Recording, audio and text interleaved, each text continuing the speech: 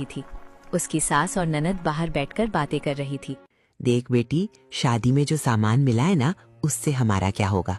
मैंने तो सोचा था लड़की वाले और ज्यादा देंगे। इतना बड़ा खर्चा किया है हमने शादी में।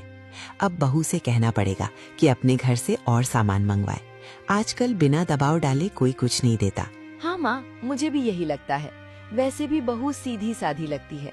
थोड़ा डराओगे तो खुद ही अपने बाप से सब मंगवा लेगी, और अगर नहीं मानेगी ना तो काम करवाओ उससे। 2 दिन में अकल ठिकाने आ जाएगी। मीना अंदर खड़ी उनकी सारी बातें सुन रही थी। उसका दिल घबराने लगा।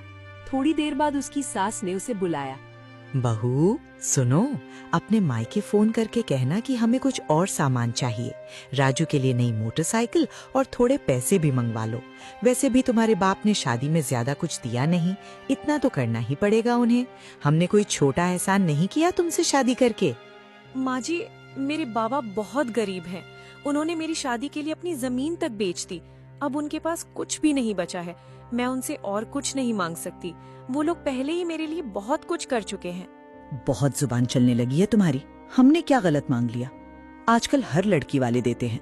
अगर अपने माँ बाप की इतनी चिंता थी ना तो शादी ही क्यों की। अब इस घर में रहना है तो हमारी बातें माननी पड़ेंगी। मीना चुपचाप सिर झुकाकर खड़ी रह गई।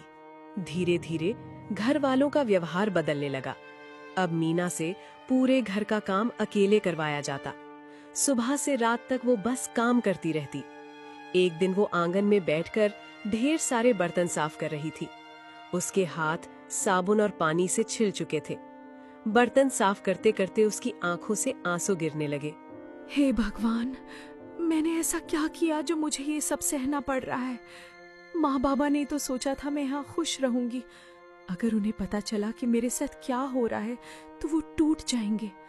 नहीं, मैं उन्हें कुछ नहीं बताऊंगी। मैं उनका दिल नहीं दुखा सकती।